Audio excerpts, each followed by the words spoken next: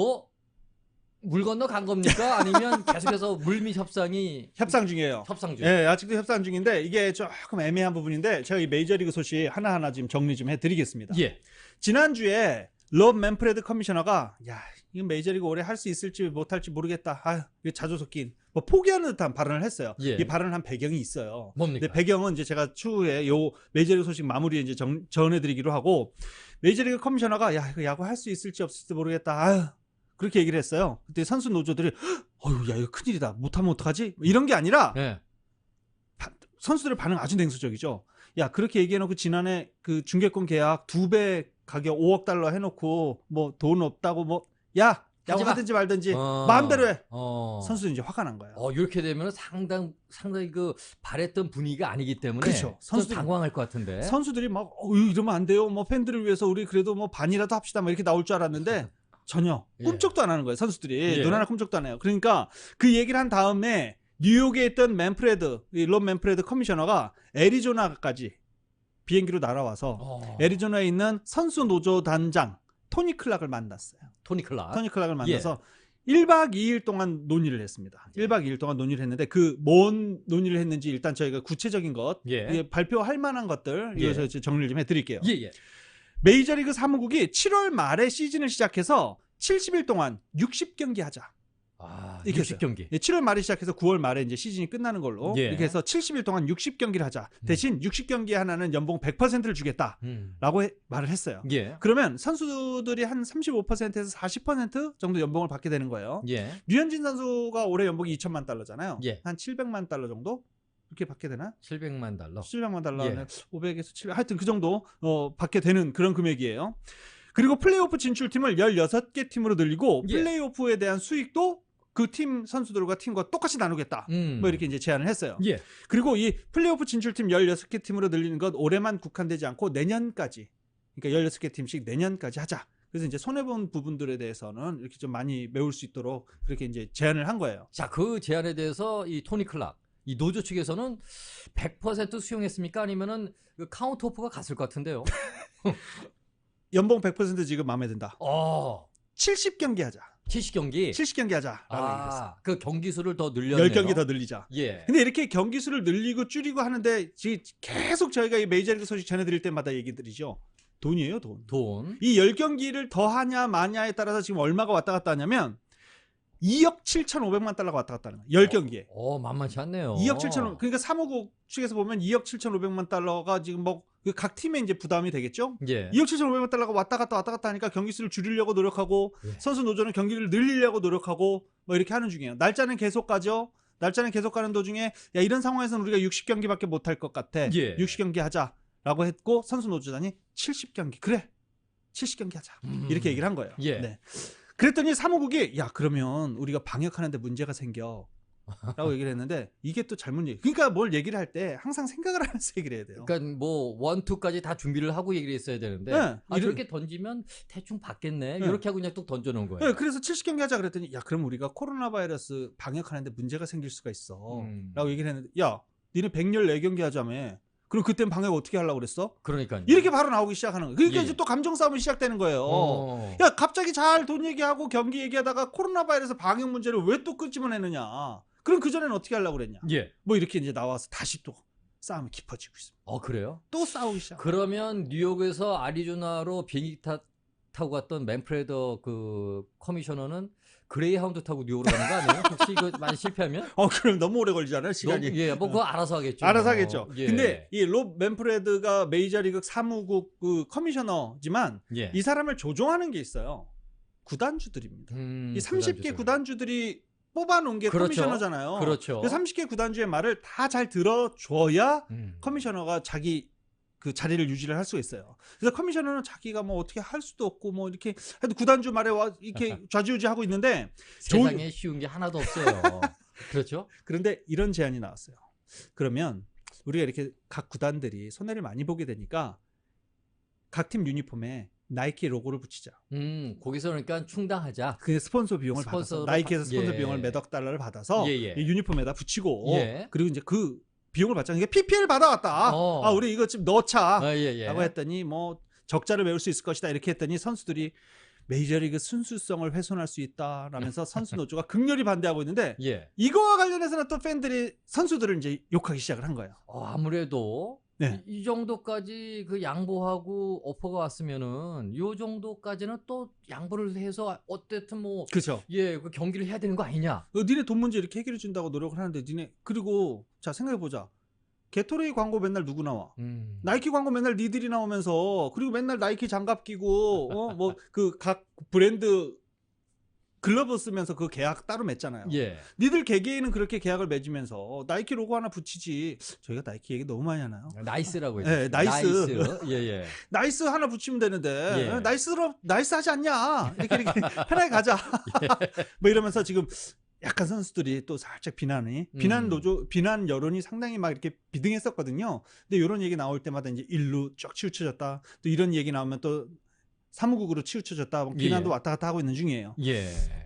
아, 근데 하여튼 문제네요. 근데 지금 하여튼 뭐 60경기를 하던 70경기를 하던 일단은 선수들이 몸을 만들고 뭐 이렇게 해야 되는데 이렇게 되면 이제 스프링 캠프나 이게 빨리 이거 시작이 돼야 될 텐데. 아, 이거 스프링 캠프 최소 한 달 저희가 계속 말씀드리잖아요. 예. 선수들 부상 당하지 않으려면 최소 한 달 정도는 해야 돼요. 예, 예. 지금 거의 지금 2달째 지금 3월 13일 날 스프링 캠프가 중단됐고 메이저리가 모두 중단됐거든요. 그렇죠. 지금 거의 2달째잖아요. 예. 2달째 뭐 몇 경기를 하네, 돈을 얼마 주네. 지금 그걸로 지금 줄다리기만 2달째 하고 있는 중이에요. 예. 그래서 지금 30개 구단주들의 동의하에 이제 개막을 해야 되고 스프링 캠프도 해야 되고 해야 되는 상황인데 그렇겠죠. 제가 아까 맨프레드가 구단주들에 의해서 좌지우지 된다고 그랬잖아요. 예. 이 경기를 선수 노조와 사무국이 합의를 했어요. 예. 그래서 7월 말에 하자라고 경기 결정을 내려도 예. 구단주들이 또 돈 있는 분들 돈 있는 분들이 75% 이상 동의를 해야 할 수 있어요.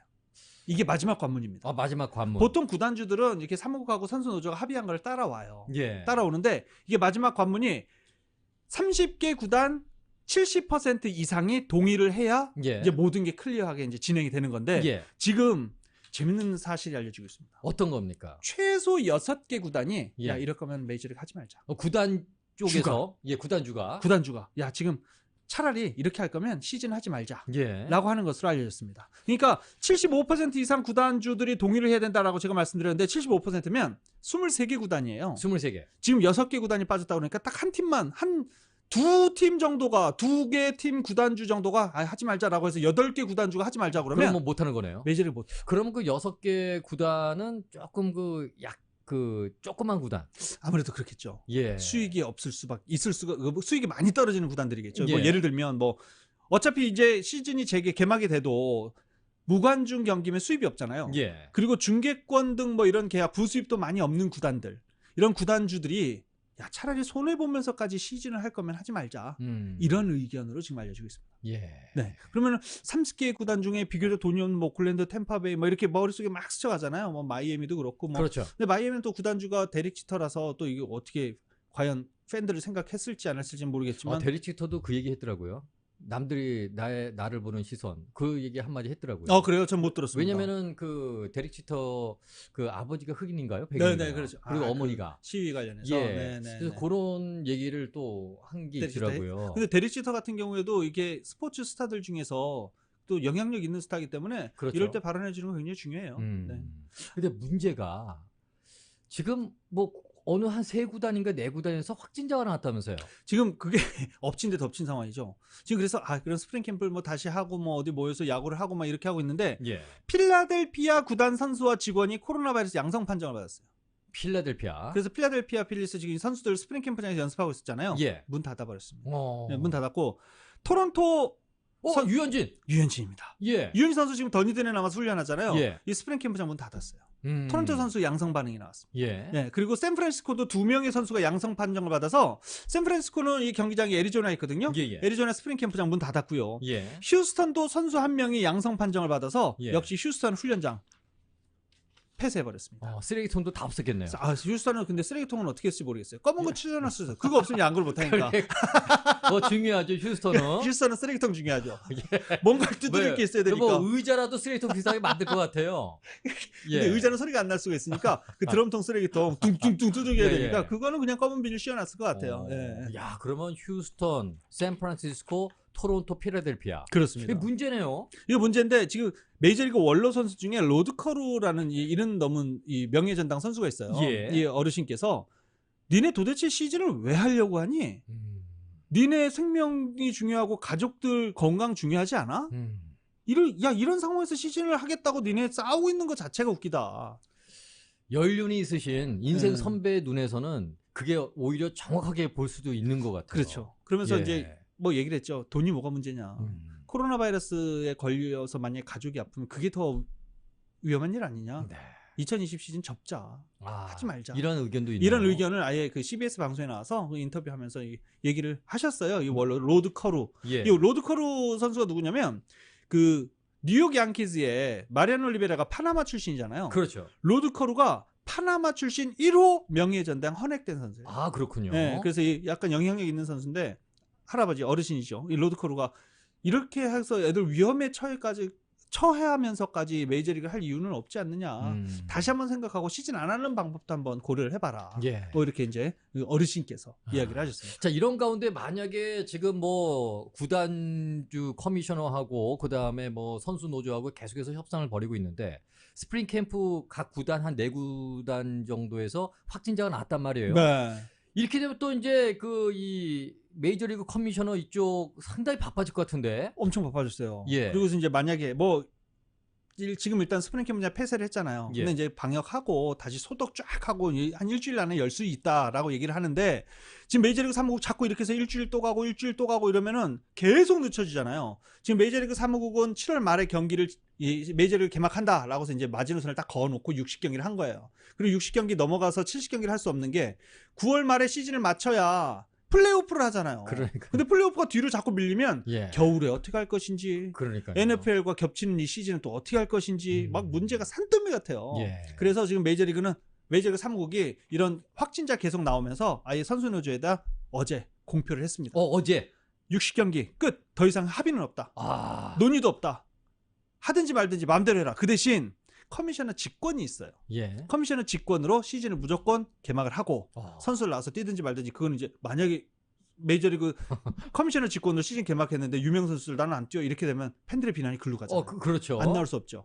일단 개막을 하고 마지막 카드를 던졌네. 마지막 카드 던졌어요. 예. 개막을 하고 그러면 연봉 문제는 법정 가서 하겠다는 얘기. 아. 이제 연봉 분쟁은 이제 법정까지 끌고 가고 일단 개막을 하겠다라는 예. 입장을 메이저리그 사무국이 어제 노조단에 보냈습니다. 자, 그렇다면은 그 노조 위원장이 토니 클락 네. 상당히 이제 막 셈을 막 돌리고 있을 것 같은데요. 근데 방법이 없을 보통 이렇게 보면 예. 그 연봉 조정 신청하고 막 선수들하고 그 팀하고 싸우고 막 이렇게 되면 예.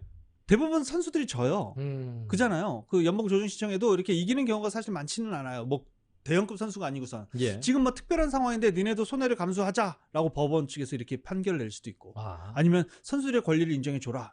근데 이게 지금 예상하기가 굉장히 어려운 상황이잖아요. 네. 전 세계에서 이런 케이스가 이런 경험이 단 한 번도 없고 지금 처음이잖아요. 예. 그래서 지금 토니 클락 그 선수 노조 단장도 대형급 선수들하고 다 회의를 해야 돼요. 예, 그러니까요. 네, 그래서 지금 이번 주말에 아마 굉장히 바쁠 겁니다. 네. 아마 저 개인적으로는 제 생각으로는 지난주에 한화 그 연패 끝난다고 네네네. 말씀드렸죠? 네네네. 제 생각에는 구단주 쪽으로 해서 60게임으로 시작이 60 되지 않을까. 60경기. 네, 예. 그리고 이제 메이저리그 사무국이 얘기하는 게 뭐냐면 플레이오프를 16개 팀이 하게 되면 부흥도 다시 일어날 수도 있고 지금 막 전혀 관심도 없고 막 이렇게 돼 있고 NBA 시즌하고 어쩔 수 없이 물리게 되잖아요. 예. 근데 이제 플레이오프 토너먼트 경기가 치러지게 되면 뭐 분위기도 올라가고 메이저리그도 다시 인기를 끌 수 있는 좋은 찬스가 될 수 있다라고 계속 지금 선수 노조단을 설득하고 있는데 예. 선수들의 입장은 뭐 변함없죠. 돈을 더 이상 줄이진 않겠다. 뭐 이런 상황인데 돈 문제를 일단락하고 일단 경기를 시작할 것인지 아니면은 아예 올 시즌 우리는 안 해라고 할 것인지 지금 두 가지 옵션밖에 남지 않은 상황입니다. 하든지 말든지. 하든지 말든지. 네.